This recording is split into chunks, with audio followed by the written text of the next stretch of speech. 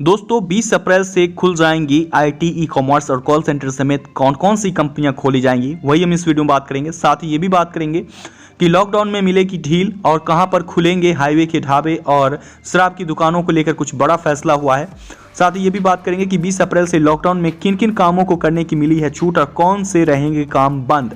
और साथ ही ये भी कि लॉकडाउन के नए गाइडलाइंस में जानिए कि ऑफिस में काम करने की क्या है नए नियम। वहीं दोस्तों रेलवे मंत्रालय ने किया है अफवाहों को लेकर बड़ा खुलासा। जी हां, बता दें कि रेलवे को लेकर काफी ज्यादा अफवाहें फैलाई जा रही थी, जिसको लेकर खुद रेलवे मंत्रालय ने बड़ा खुलासा कर दिया है। हेलो दोस्तों, मेरा नाम है राजीव और आप लोग देख रहे हैं राउंड वर्ल्ड न्यूज।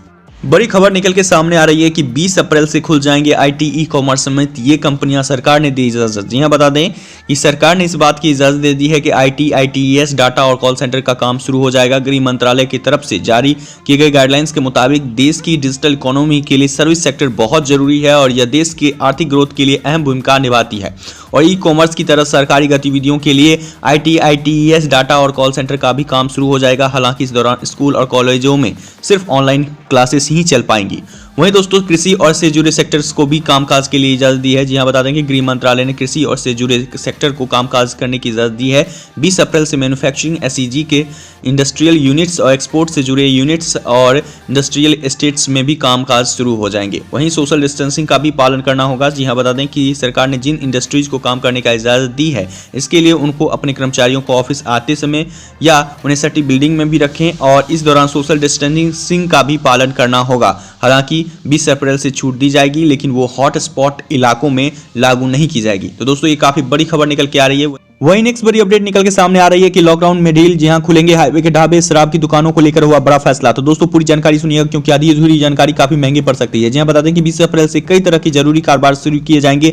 सरकार ने लॉकडाउन को बीच में थोड़ा ढील देने का भी निर्णय लिया है। इस दौरान रेस्टोरेंट बंद रहेंगे, लेकिन हाईवे के ढाबे खोले जाएंगे। ट्रक ड्राइवरों के सड़कों पर फंस जाने की वजह से यह निर्णय लिया गया है। अगर वो इंपोर्ट एक्सपोर्ट का काम करते हैं तो उन्हें खाने पीने की चीजों की जरूरत पड़ेगी और वहां से उनका पूरा हो जाएगा। वहीं दोस्तों बात कर ली जाए शराब को लेकर, तो दोस्तों बता दें कि शराब की दुकानों को भी बंद कर दिया गया है 3 मई तक। यहाँ बताते हैं कि जैसे कि सिनेमा हॉल हुआ, मॉल, शॉपिंग कॉम्प्लेक्स हुआ या जिम स्पोर्ट कॉम्प्लेक्स हुआ, स्विमिंग पूल हुआ, एंटरटेनमेंट पार्क हुआ या थिएटर हुआ, बार, ऑडिटोरियम, सब जितनी भी सारी चीजें हैं वो 3 मई तक बंद रहेंगी और शराब की दुकानें भी 3 मई तक बंद रहेंगी। हालांकि इससे राजस्व में काफी ज्यादा नुकसान हो रहा है, लेकिन दोस्तों फिर भी इन सभी चीजों को बंद कर दिया गया है। नेक्स्ट बड़ी अपडेट निकल के आ रही है। जानिए 20 अप्रैल से लॉकडाउन में किन कामों को करने की मिली है छूट और कौन से काम रहेंगे बंद। दोस्तों बता दें कि जैसे कि हवाई सफर, घरेलू अंतर्राष्ट्रीय उड़ानें, सार्वजनिक परिवहन, ट्रेन, बस, मेट्रो रेल, टैक्सी जिनमें ऑटो रिक्शा, साइकिल रिक्शा और कैब आदि शामिल हैं।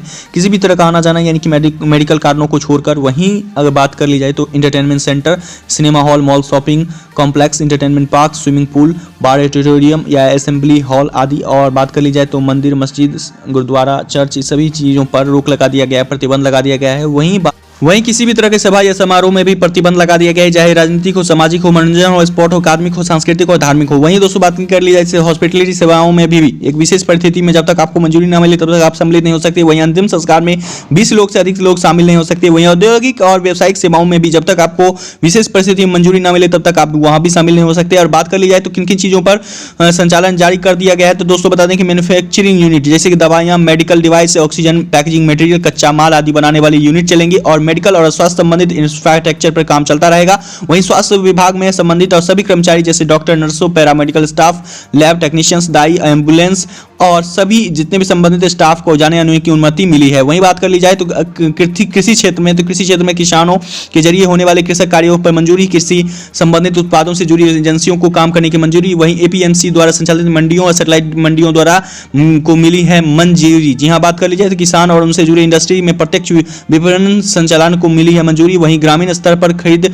फरोख्त की मंजूरी। तो दोस्तों ये सारी चीजें होने वाली है। वहीं अगर बात कर ली जाए तो कृषि संबंधित मशीनें की दुकानों में भी खोलने की अनुमति और इनके स्पेयर पार्ट्स और रिपेयर और सप्लाई चेन आदि से जुड़े प्रतिष्ठान भी शामिल।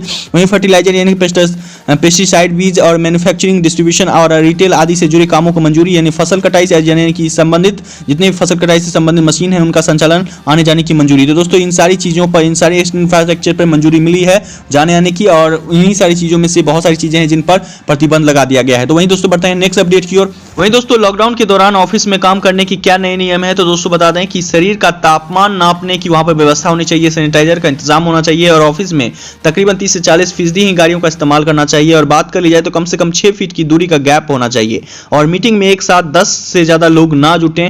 दोस्तों ये सारे नियम बनाए गए हैं जो कि मुख्य नियम है।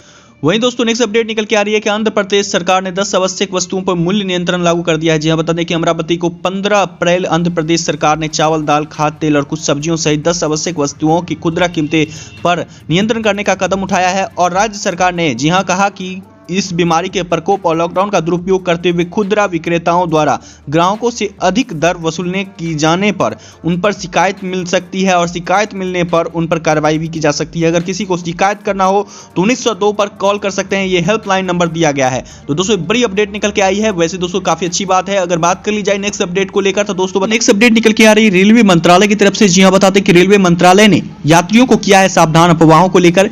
जी हाँ, बताते हैं कि रेलवे शुरू होने की अफवाह पसरने के बाद मंगलवार को मुंबई के बांद्रा में स्थित बहुत सारे मजदूरों की भीड़ इकट्ठी हो गई थी। लॉकडाउन का उल्लंघन भी किया गया था, जिसको लेकर रेलवे मंत्रालय ने यह सूचना दी कि कृपया अफवाहों पर ध्यान न दें और अफवाहों से दूर रहें और जहां पे हैं वहीं रहें, क्योंकि 3 मई तक लॉकडाउन पूरे देश भर में घोषित कर दिया गया है और इसीलिए किसी भी प्रकार की विशेष ट्रेन नहीं चलाई जाएगी। जी हाँ दोस्तों, फिर से सुन लें, किसी भी प्रकार की विशेष ट्रेन नहीं चलाई जाएगी। तो दोस्तों जहां पे हैं वहीं पे रहें और 3 मई तक जो लॉकडाउन घोषित किया गया है उसके कृपया पालन करें और साथ ही जहां पे हैं वहीं पे रहें, जिससे आप भी सुरक्षित रहिएगा और आपका परिवार भी सुरक्षित रह पाएगा।